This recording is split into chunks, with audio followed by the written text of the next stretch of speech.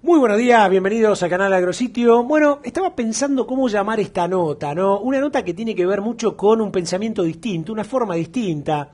Distinta en el sentido de lo que estamos acostumbrados en Argentina, lo que en algún momento fue la ola latinoamericana, ¿no? Eso de el populismo, la izquierda, esas cosas que de alguna manera en los números, en lo que uno ve en la sociedad, hoy por lo menos están demostrando, tanto en Venezuela, en Cuba, en Argentina, que no han funcionado muy bien.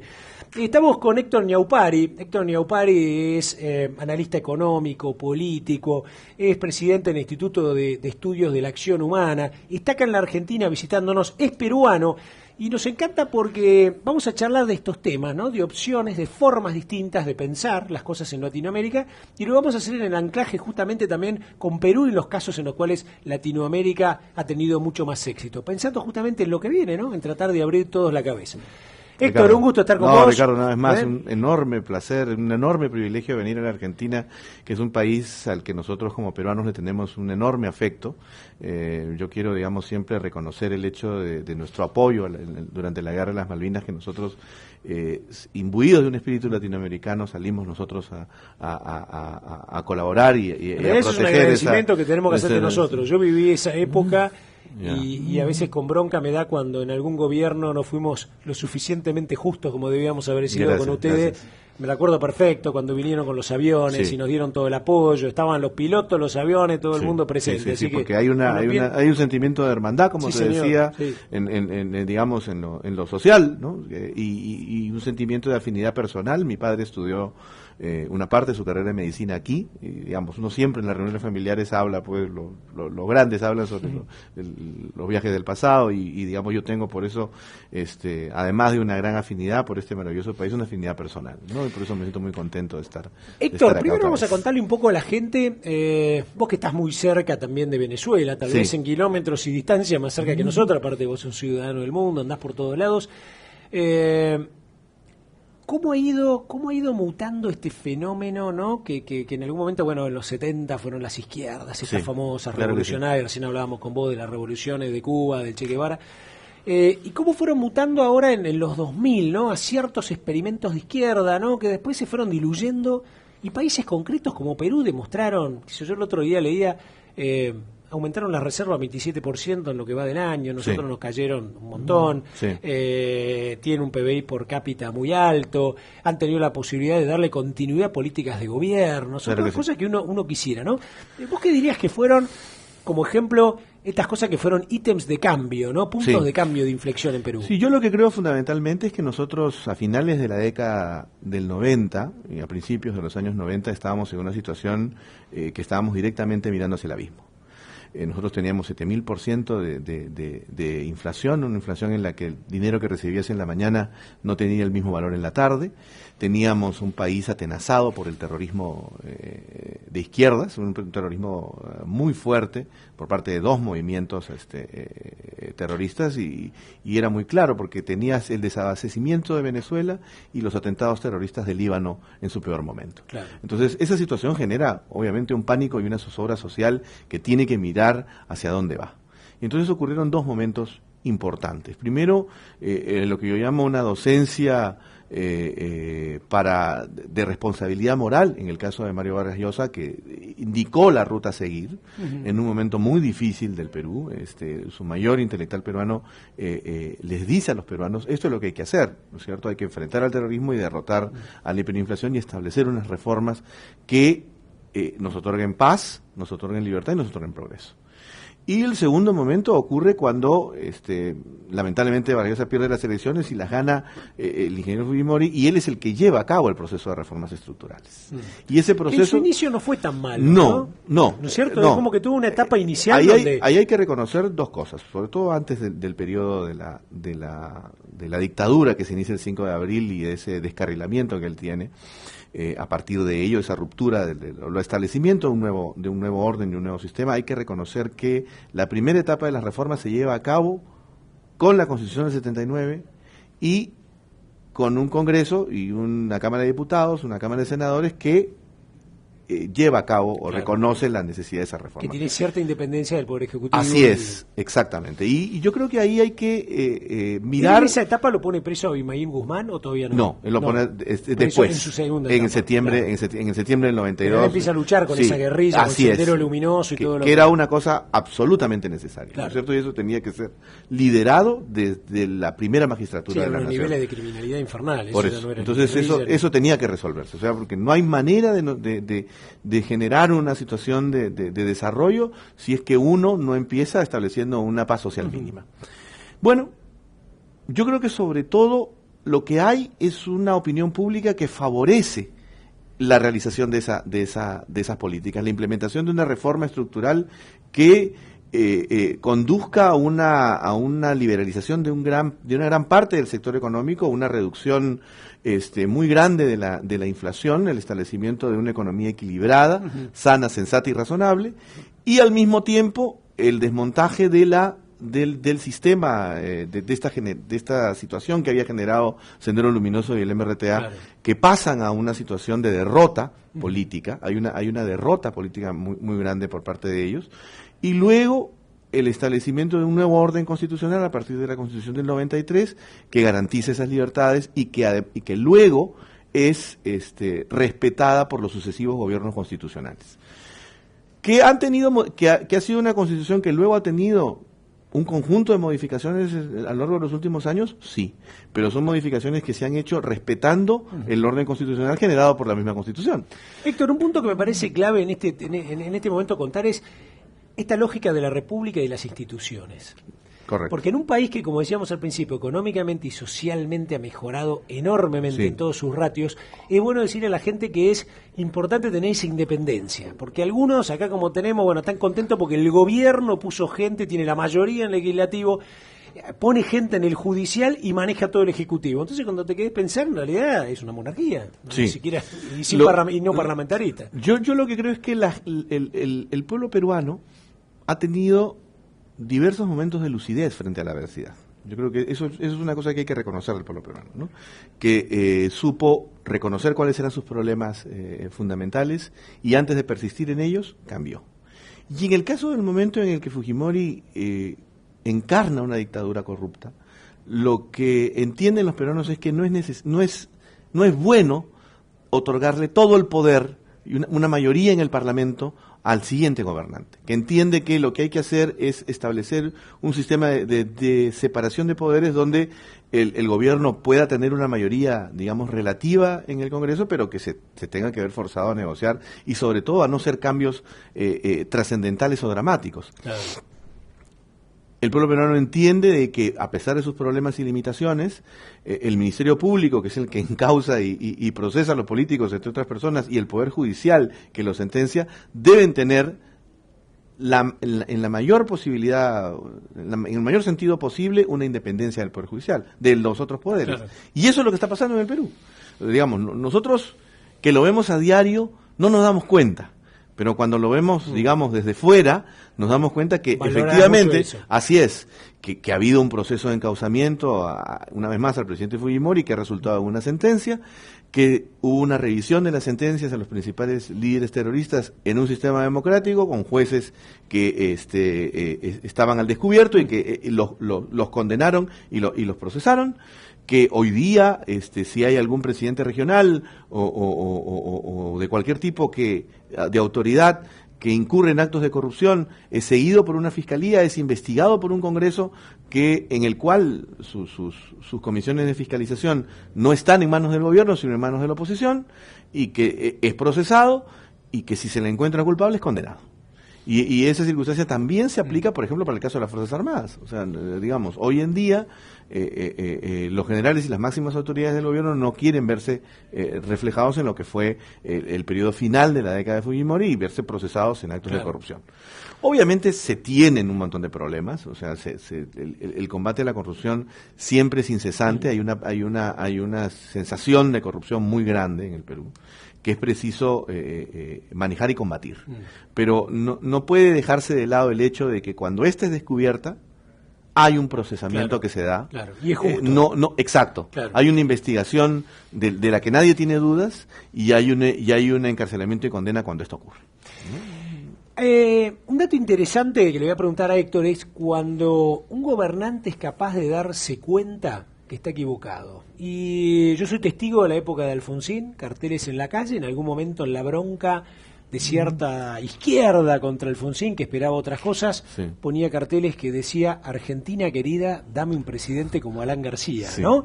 Y se lo veía Alan García en ese populismo, ¿no? De dar, gastar, despilfarrar, darle Sí, claro. a todo y nunca pensar, bueno, ok, pero yo tengo que equilibrarlo con alguien que genere y tampoco puedo chuparle la sangre demasiado a pocos Sí. para darle a muchos que no hagan nada, hasta que explota, se tiene que ir, problema de corrupción y todo. Pero lo interesante de la anécdota es que Alan García se da cuenta, vuelve y gana 2 veces, ¿no? Y gana 2 veces. Su segundo gobierno, por supuesto, mucho mejor que el primero, ¿no? O sea, digamos, el primer gobierno fue un populismo desatado que nos llevó a un desastre, ¿no es cierto? El Perú, que digamos, es un país generoso. Que fue en los 80. Que fue en los 80, ¿no es ¿no? cierto? Y O sea, después así vuelve es. prácticamente 15 años después. 15 años después, así es. El Perú, como decía, que es un país generoso, le otorga una segunda oportunidad con un mandato muy claro. Es decir, con un mandato de respeto a la institucionalidad, con un mandato de respeto a la economía que iba en crecimiento. Mario Vargas Llosa interviene para recomendar el voto por él, pero un voto condicionado a que él Claro. estableciese un respeto a las instituciones. Yo creo que también tiene mucho que ver su procedencia política, como él es del Partido Aprista Peruano, hermano del COPEI en Venezuela, al cual Chávez persigue, ¿no? Entre ellos el expresidente Carlos Andrés Pérez. Y entonces lo que ocurre es que él tiene los alicientes y los incentivos para encontrar que ha modificado su pensamiento y Claro. poder transmitir ello como una forma de recuperar un legado que se había perdido, ¿no? Alan García es muy consciente, como dicen los apristas, del espacio y tiempo histórico. Él no quiere pasar a la historia como el presidente que destruyó al Perú, ¿no? Y quiere borrar, digamos, esa mancha nefasta, pensando en ser un presidente que ha legado una etapa de crecimiento o lo ha conducido por una etapa de crecimiento. Y yo creo que esa es la crece premisa. mucho Perú, ¿no? Y crece mucho Perú con 4 o él. 5 años Así es. se genera un cambio. Se genera un cambio. Hay que reconocer que el presidente Alan García es el que firma el Tratado de Libre Comercio con Estados Unidos, es el que firma la mayor parte de nuestros tratados de libre comercio, y que además recibe en democracia un mandato constitucional y entrega en democracia un mandato constitucional a un gobierno distinto, y su propio partido pasa de tener la mayoría relativa que tuvo a tener hoy día 4 parlamentarios. Y ese reconocimiento es, digamos, de un respeto escrupuloso a las instituciones democráticas, y eso tiene que ser, digamos, reconocido y valorado, ¿no? Sobre todo que ese cambio se da a ojos vistas del progreso económico del Perú, de ese apoyo que tienen las mayorías nacionales a tener una economía estable y organizada, a tener una moneda sana, a tener dentro de todo un respeto a las instituciones y a enfrentar las circunstancias de la desigualdad y la pobreza utilizando las armas de crecimiento económico. Lo interesante también, y esto sirve como anécdota, que es lo que no nos pasa a los argentinos, es cuando hay políticas que tienen continuidad. Ollanta Humala, militar, ¿no? Creo que era teniente o coronel, Claro que sí. ¿no? Cuando creo que hace su primer intento, viene también con una izquierda, ¿no? Sí, Así, sí, ¿viste? Aparte de esa izquierda más dura todavía, porque la izquierda Claro. que viene del militarismo todavía es más dura que la Sí. izquierda que viene de la democracia. Sí. Como Chávez también, ¿no? Sí. Y de repente, bueno, creo que pierde, después vuelve otra vez, y cuando gana y tiene una continuidad, y acá me lo podrás decir vos, ¿no? Muy en esa especie Sí. en esa lógica, ¿no? Sí, sí, Como sí, que. sí, sí. Y ahí viene la pregunta: ¿es el hombre y sus circunstancias? ¿Es el hombre que madura y cambia? ¿Es el entorno que lo ayuda? ¿O son las circunstancias mismas de ver si esto funciona, por qué cambiar, ¿no? Yo creo que sobre todo es lo último. O sea, yo creo que es sobre todo el entendimiento de que, una vez más, citando a García, nadie quiere volverse el segundo destructor de la economía peruana. Yo creo que eso además es muy importante porque ese proceso tiene nombre y apellido. Y está muy visible hasta hoy en la circunstancia histórica que vive hoy en día el Perú. Yo creo que lo segundo es, como se dice aquí, que los más destacados intelectuales, los medios de comunicación en general y los otros políticos le marcan la cancha. Y le dicen, hay cosas que tú no puedes hacer, y hay cosas que tú puedes hacer, digamos, en democracia. Es decir, si quieres incluir socialmente a más personas, si quieres otorgarles una pensión a las personas de más edad que no la tienen desde el Estado, etcétera, porque eso, digamos, garantiza de que el modelo también ayuda a los más necesitados. Claro. Y eso también es muy importante y hay que reconocerlo. Eso es atender desde el Estado un conjunto de problemas e insatisfacciones que el mercado no va a resolver por sí mismo. Y entonces, en ese entendimiento es que se le otorga, así como a García, un mandato condicionado a Ollanta Humala. De que él abandone sus premisas iniciales y pase a responder a una hoja de ruta. Una vez más, Mario Vargas Llosa prácticamente redacta esa hoja de ruta y se le entrega a Humala como parte de un mandato que garantice una solución de continuidad. ¿No Mario Vargas Llosa cumple una función, porque vos lo citás en todo momento, ¿no? Sí.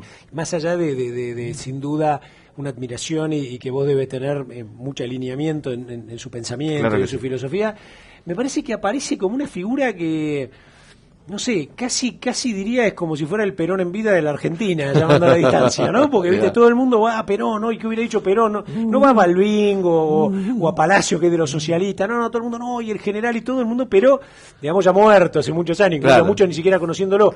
Pero aparece Mario Vargas Llosa, que es esa gran figura, ¿no? Es como esa figura.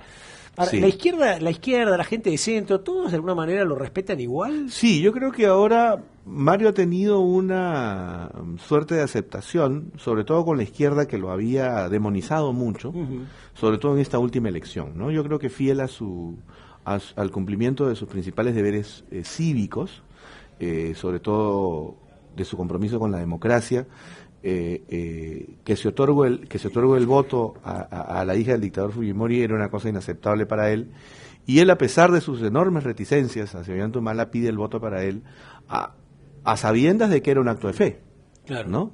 Y yo creo que es una circunstancia en la que al final él ha terminado teniendo la razón respecto de por qué haber decidido por un presidente del que se tenían enormes dudas, claro, ¿no? En el fondo, la hija de Fujimori jugaba más para la centroderecha, ¿no?, que Ollanta. Exacto. Sin embargo, así es. Mario Vargas decide por el contrario, aspectos. Así es, claro, ¿no? En ese momento él fue muy criticado, hubo muy pocos quienes lo defendimos, hubo también otros quienes recordaron que él había dicho que votar por uno o por otro era votar entre el SIDA y el cáncer terminal, ¿no? Entonces era votar por dos males absolutos. Es una decisión difícil. Quizá no se comprende en la medida en que uno tiene que entender esta particularidad del Perú, que es este sistema de primera y segunda vuelta, ¿no? En principio, los peruanos entienden que no pueden volver a dar un mandato en primera vuelta a ningún político. Hay una desconfianza que me parece muy sana respecto de todos los políticos en general, de cualquier tendencia, y que reconocen que efectivamente no puede volver a repetirse la situación que se repitió muy reciente con Fujimori, que una vez que se le otorgó a él un mandato para que continuase un proceso de reformas, no solo no lo hizo, no solo restableció una recesión en la economía, teniendo todas las facultades para continuar un periodo de progreso, sino que además buscó perpetuarse en el poder. Entonces, eso está muy claro desde esa perspectiva, sí, que otorgar un mandato tan grande puede resultar perjudicial. Pero hay una segunda particularidad, que es que los peruanos generalmente establecen un voto de protesta en la primera vuelta y un voto racional en la segunda vuelta. Votan con el hígado en primera vuelta y votan con la cabeza en la segunda vuelta, ¿no? Entonces, esa circunstancia es la que hace que los peruanos, efectivamente, en cada uno de los casos, han votado por el opositor más decidido del gobierno en ciernes. Entonces ha sido un voto fundamentalmente de protesta. Y la gente está contenta. Claro, y los indicadores, por lo menos macroeconómicos y sociales que uno ve, muestran a un Perú que va en crecimiento, como Chile, como Uruguay ahora, de los países como Colombia, ¿no? Ciertamente ha habido efectivamente un descenso en el crecimiento debido a circunstancias fundamentalmente externas, pero sí hay que reconocer que en la medida en que haya un respeto institucional, ese crecimiento va a seguir en continuidad, ¿no? Nosotros esperamos que la elección, que es ahora en abril del 2016, implique una situación completamente inédita en la historia del Perú, que sería el quinto cambio en democracia de traslado de un mandato constitucional a otro. Si Humala logra eso, digamos, habrá contribuido, además de los logros innegables de su gobierno, a trasladar en democracia el mandato a otro presidente o presidenta, y contribuido a establecer una situación que nunca nosotros hemos vivido en el Perú por este vaivén entre democracias y dictaduras, ¿no? Habremos superado incluso el periodo de la mal llamada República Aristocrática de entre fines del 19 y principios del 20, que estableció una continuidad muy larga, digo mal llamada República Aristocrática porque efectivamente era una suerte de sufragio censitario, así es, ¿no? Elegían los hombres que pagaban renta, ¿no? Ahora, uno podrá decir que era una cosa aristocrática, pero era la democracia de fines del siglo XIX. Claro, sí, hay que poner el hombre en su historia. Exacto, en su contexto y circunstancia, como hemos hablado, ¿no? Sí. Y hoy, con un voto popular, con toda esta unción del mandato popular del 2016 al 2021 en adelante, llevaría, como te digo, a una situación inédita en el Perú, ¿no? Ahora, es verdad que nosotros nos vemos mucho también en el espejo chileno. Es verdad que un sector de izquierda, aunque no organizado en un partido, sí muy importante, reconoce que efectivamente esa ha sido la tarea de la concertación. Claro. Y por eso acompañó procesos democráticos y acompañó circunstancias en las que había tener un énfasis en lo social, sin que ello implicara desmontar el sistema económico, claro, ¿no? Y yo creo que esa es la impronta que sigue a Paniagua, por ejemplo, que es el presidente que sucede inmediatamente a Fujimori luego de que la dictadura de él implosiona. Es el mismo proceso que guía a Toledo, que es un hombre de centro izquierda, pero que lleva a su lado un ministro de Economía de centro derecha, que es Pedro Pablo Kuczynski. Claro. ¿No es cierto? Además, Toledo era economista. Así es. Que también tenía la lógica, una idea de si no entra plata y me gasto mucho de la que sale. Así es. Y es la lógica del propio presidente Alan García. O sea, de gran parte de su cambio implica que ser un gobernante de centro izquierda o encarnar en un momento, por un lado, la protesta como la racionalidad, y ser ungido por el mandato popular y tener esa segunda oportunidad, yo creo que lo coloca en un sentido de tener un respeto escrupuloso por las instituciones. Claro. Que era un partido como el APRA que ya tenía un respeto por las instituciones democráticas, ¿no? Pero que añade ese respeto institucional por las formas democráticas a un respeto por un modelo económico que tenía en su momento y tiene hasta el resultado.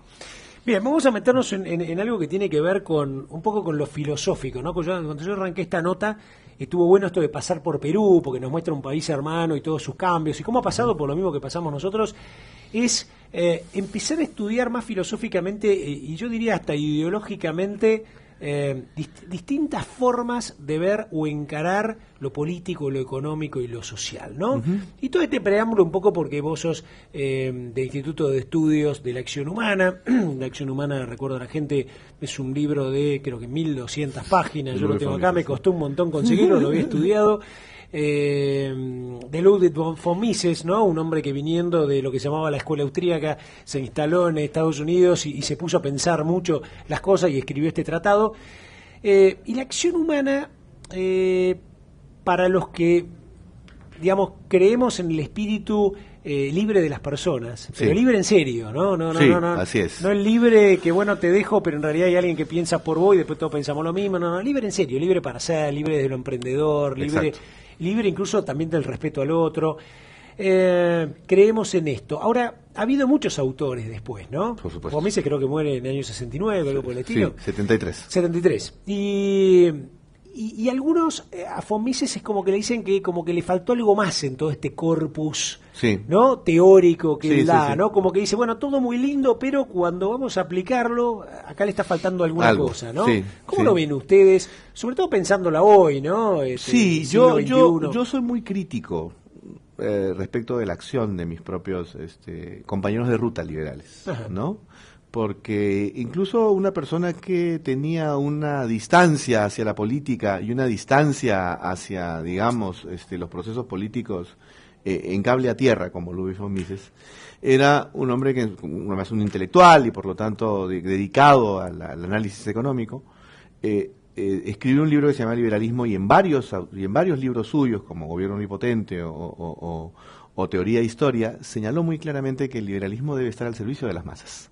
Con esas palabras. Debe ser un sistema de ideas al servicio del pueblo, que debía entender fundamentalmente que de lo que estamos hablando es de una defensa de un modo de vida en el que nosotros somos dueños de nuestros propios destinos, en el que debemos respetar los proyectos de vida de los demás, en el que si uno, por ejemplo, es un padre, como yo lo soy, quiere vivir en una sociedad en la que sus hijas sean respetadas y sus proyectos de vida sean aquellos que ellos mismas busquen, ¿sí? y que sigan sus sueños y que ejerzan la libertad con responsabilidad. Transmitir eso tiene que ver sobre todo con un conjunto de emociones, de sentimientos que no están del todo apegados a la fría razón económica. Y entonces yo soy fundamentalmente crítico por ello, porque lo que le falta al liberalismo en general, latinoamericano, o argentino, peruano, es que las ideas de la libertad no tienen un Silvio Rodríguez que las cante. Y esa circunstancia es lo que ha hecho que haya pues un desafecto, una suerte de distancia respecto de una idea que lo que fundamentalmente busca garantizar es como tú has dicho, una libertad de naturaleza integral. Porque así como la libertad empresarial, la libertad de prensa es y debe ser irrestricta, la libertad empresarial es y debe ser irrestricta porque forma parte de la misma libertad. Una no está desapegada de la otra, una no forma parte de un compartimiento estanco o es de una naturaleza distinta. Es decir, el hombre que emprende y el hombre que crea, como el hombre que trabaja y se esfuerza, quiere que los frutos de su propio esfuerzo y de su propio trabajo sean suyos.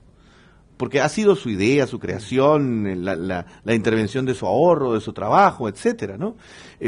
Como aquel hombre que se expresa y es dueño de sus propias ideas y sostiene su propio pensamiento cuando se expresa libremente. Forma parte de la misma libertad. No son dos cosas, no son dos compartimientos estancos. Y entonces a los liberales nos ha faltado entender. Y es muy curioso porque hay un autor que seguramente tú conocerás, que es Adam Smith, que escribe un libro que se llama La teoría de los sentimientos morales, y él habla mucho del sentimiento de la empatía, de cómo nosotros correspondemos. Exacto. Entonces a los liberales nos ha faltado ponernos en los zapatos de los demás y entender que cada hombre, cada mujer es dueño de su propia peculiaridad y circunstancia, y eso tiene que ser respetado y tiene que generarse un sistema en el que la confianza en el otro y el respeto al prójimo conduzca no solo a la libertad, sino a la paz. Hay como un espacio no interesante para pensar, porque uno cuando ve ahora mucho de lo que es el pensamiento populista, ¿no? Y diré que digamos colectivista, que es, si estamos todos juntos, ¿no? Y todos juntos entonces nos ayudamos y nos fortalecemos, y las desviaciones de eso, que es, vos le das un plan a una persona y esa persona tiene ese plan, pero si trabaja le sacás el plan, automáticamente crea en esa persona la comodidad de no trabajar o tener ese plan y trabajar en negro, con lo cual en realidad ya está probado que no funciona. Por el otro lado, ese colectivismo, en estos populismos uno lo que ve es que a la larga recae siempre en un líder absoluto. En el Chávez simpático, paternalista, etcétera, que Maduro no logra ser. En Fidel Castro, que su figura vivo, aunque no haga nada, también es eso. ¿No? Y a la larga vos te das cuenta que todos... Bueno, ahí es donde falla, pero a la gente le gusta, ¿no? 40% de la gente cree que Cristina está haciendo bien, porque en el fondo defiende su causa, y esta gente vos ves que en el fondo lo que no sabe es que le está sacando mucho a muchos. Bien, y por el otro lado, porque acá es donde viene el anclaje. Cuando uno dice el liberalismo, muchas veces aparece esto del individualismo. Y el individualismo nos lleva de la mano al egoísmo, ¿no? Que es, propiedad privada es lo mío, yo lo logré, ¿no? Es como el gordito que cada vez come más, y el gordito que come más y tiene más plata puede comer más, y los que están al lado lo miran comiendo, y dice, es mío, respeto a la propiedad privada, yo soy gordito, como todo lo que quiera, toda esta comida es mía, vos no me la tocas. El problema es cuando hay muchos que empiezan a tener hambre, en un momento dicen, che, escúchame, mira, en vez de morirse a mi hijo, lo ataco al gordito y se lo saco. Entonces, ¿cómo hacemos eso, no? Para que de un lado sabemos que hay errores, pero del otro tampoco sabemos responder a la necesidad del otro. Yo te lo explico porque yo lo he venido trabajando mucho. Yo, por lo que abogo es por un liberalismo ampliado y compasivo. Otro autor que los liberales hemos olvidado, además del libro de la teoría de los sentimientos morales de Smith, es a Alexis de Tocqueville. Tocqueville en La democracia en América, yo sé que a veces suena a herejía hablar bien Tocqueville es francés, y él... desde el pensamiento francés del 18 y estudia el proceso americano y de Norteamérica, y él escribió un libro que se llama La democracia en América. Y además, es muy citado por muchos liberales. Así es. Alberto Venegas Lynch, que es uno de los grandes pero fundadores, no leído con el detenimiento que te voy a indicar. Él dice fundamentalmente que el liberalismo que se gesta en ese país es un liberalismo que está orientado a la solidaridad. Es un liberalismo que está buscando permanentemente que todos estén bien, que en un sentido bien entendido la riqueza sea compartida, bien entendido en el sentido de que el fruto de mi trabajo no solo conduce a un estado de gracia, que era como lo llamaban los pilgrims norteamericanos, sino que además el efecto de eso es compartirlo con aquellos que no lo tienen y enseñar que ese es el proceso del trabajo duro y del ahorro y del esfuerzo. Ahora, ¿es compartir solidariamente o es el efecto derrame? Porque algunos cuando ven el efecto derrame dicen, sí, pero si tarda mucho en derramar... Es que son las dos cosas. Tú puedes decir una primero que la otra. Yo sostengo que más bien, porque la solidaridad solamente puede ser privada en el sentido de voluntaria. Claro. O sea, la solidaridad no es obligatoria, claro. Como el amor no es obligatorio, como la caridad no es obligatoria, o sea, como la amistad no es obligatoria. Uno no pueden hacernos amigos obligatoriamente de otro, tiene que nacernos a nosotros, ¿no es cierto? Pero cuando está este liberalismo ampliado del que yo hablo, cuando está amparado en una ética que implica esto que acabamos de decir hace un momento, de ponerse en los zapatos del otro, de reconocer que no todos vamos a tener el mismo resultado y que para evitar que destruirnos entre nosotros, volvernos a un estado de naturaleza. Recuerda que los pilgrims norteamericanos que llegan a las costas de Virginia y empiezan ahí su propio proceso, llegan a una nación distinta a la andina, que tenía imperios y que tenía cortes y cosas constituidas. Ellos llegan a una situación donde no había nada, ¿no es cierto? Y lo primero que hacen es tratar de establecer una solidaridad de naturaleza obligatoria y fracasan. Y redescubren esa parte del proceso y dicen, no, hay que tener una solidaridad voluntaria y compasiva, y hay que entender que todos debemos tratar de seguir adelante para poder convivir en una sociedad en bienestar. ¿Se puede generar en el empresariado?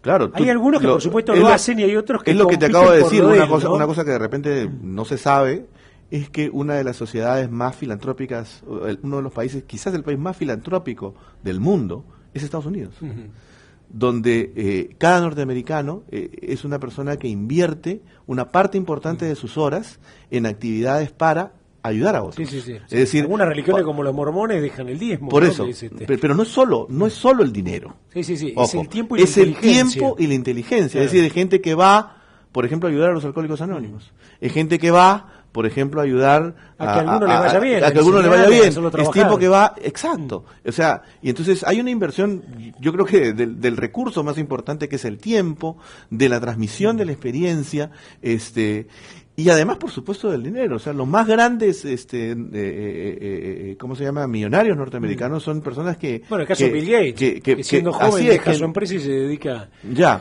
porque todos están imbuidos de ese sentido empático del que hablaba Adam Smith, de ese liberalismo ampliado y que observa la solidaridad conjuntamente con la responsabilidad y la libertad como como una suerte de triángulo de hierro en el cual un valor no puede subsistir sin el otro. Libertad y responsabilidad, pero también solidaridad. La solidaridad no puede existir si no existe la libertad y la responsabilidad, y viceversa. Y que entienden que el progreso de uno, como tú me has dicho, no es solo de uno. Claro. Sí, incluso es de todos. Algunos viéndolo desde la posición más egoísta dicen, incluso te conviene que le vaya bien, porque si le va mal, corre riesgo vos, tenés problemas de inseguridad. Claro. Así es. A ver, si uno imaginara una sociedad, no ideal, pero la sociedad más justa, etcétera, debería ser una sociedad que tuviera mucha gente en una especie de, llamémoslo así, estrato medio o clase media. Claro, ¿no? mira. Porque uno mira a Chile y dice, hay una clase, digamos, de gente muy pudiente. Sí, claro, por supuesto. Por supuesto, hay gente que ha avanzado más comparado con años atrás, pero sigue habiendo gente que vivió niveles de pobreza muy grandes. Sí. Tal vez Uruguay sea un país donde siempre ha sido, como es más homogéneo. Sí, más homogéneo, ¿no? tiene, digamos, una clase media, sí. digamos, que se mantiene bien.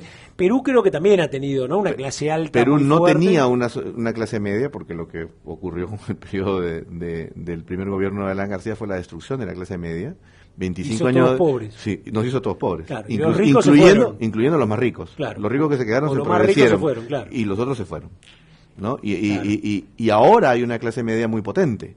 Porque lo que genera un sistema de libertad es precisamente una clase media muy potente. Iguala, que es un efecto que nosotros no vemos y que ciertamente los liberales no decimos y debemos decir con mayor ahínco. Una sociedad que trabaja en una economía en progreso, con una economía sensata y sana, logra un mecanismo de mayor igualdad. ¿Por qué? Porque extiende el proceso de la clase media y nos hace a todos formar parte de una clase media muy grande.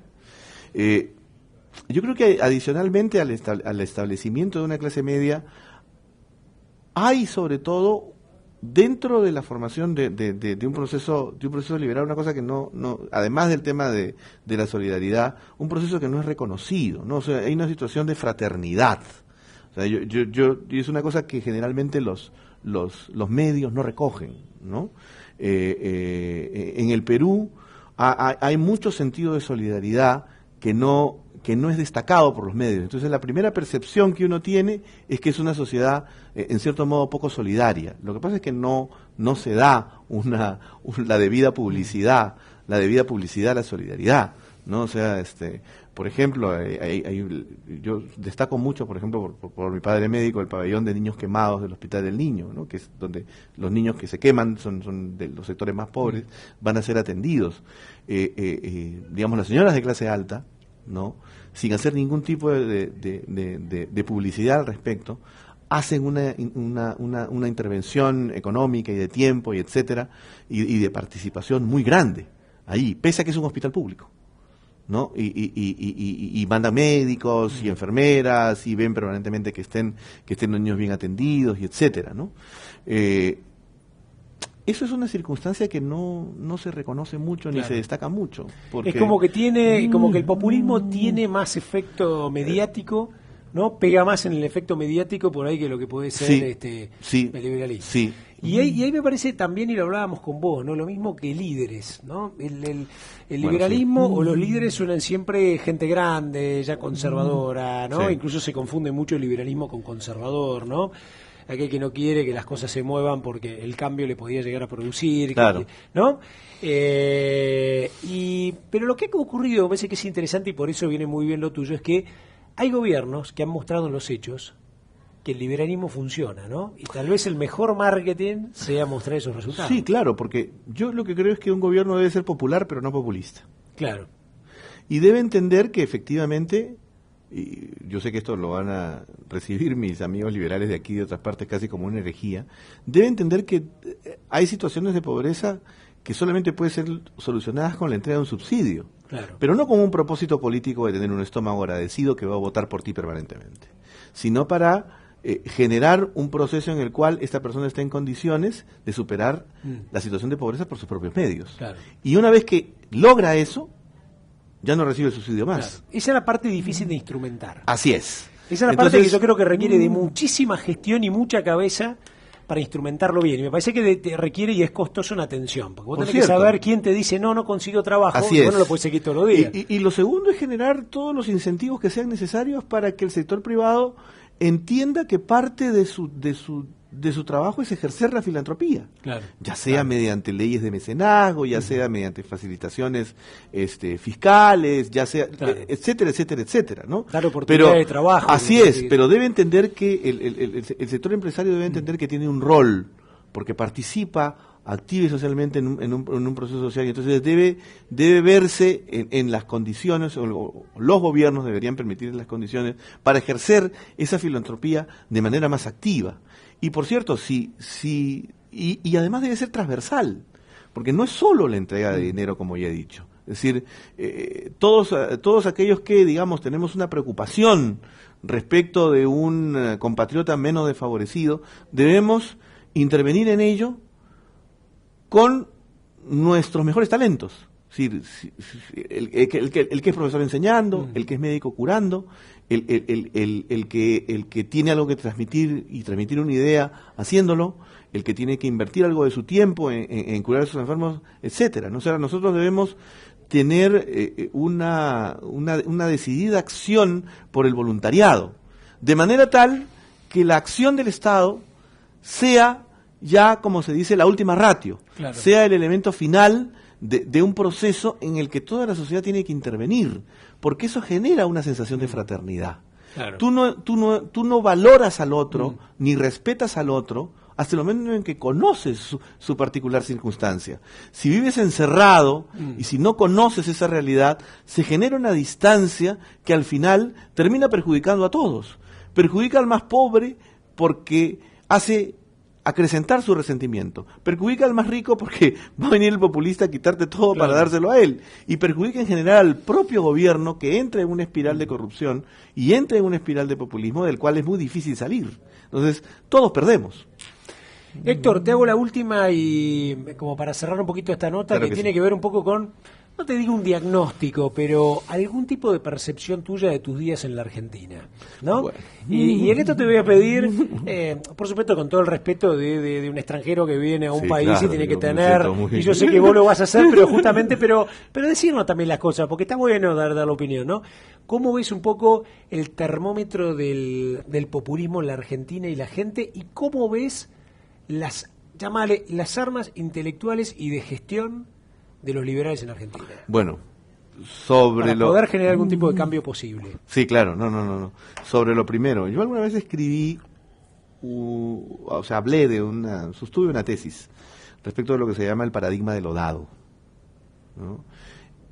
Este país, Argentina, que es un país maravilloso, tuvo un momento de crecimiento espectacular, que no ha podido ser visto en ninguna parte de América Latina y creo que en ninguna parte de la historia latinoamericana, ¿no es cierto? Muchas de las calles de Buenos Aires son más bellas que las calles de París y por eso se entendía que esta era la Europa de América Latina, ¿no? Entonces eso efectivamente generó una ensoñación y un mito de todos los latinoamericanos que no éramos argentinos hacia la Argentina, ¿no? De verla como un enclave de Europa, de cultura, de modernidad, de esa modernidad Belle Époque, esa modernidad Art Deco. Y claro, eso suele generar en los países una sensación de que ya está todo hecho. Claro. Y de que si ya está todo hecho, es posible que todo siga como está sin ninguna intervención de nuestra parte, sin que nosotros digamos, que nosotros desaprendamos que los principios originarios que motivaron ese crecimiento y ese desarrollo y esa modernidad y esa cultura eran otros. Y entonces yo siento que Argentina está en una encrucijada, tiene que tomar, como diría Borges, el jardín de los senderos que se bifurcan, y tiene que decidir entre seguir viviendo de su capital espiritual y volver a un capital real.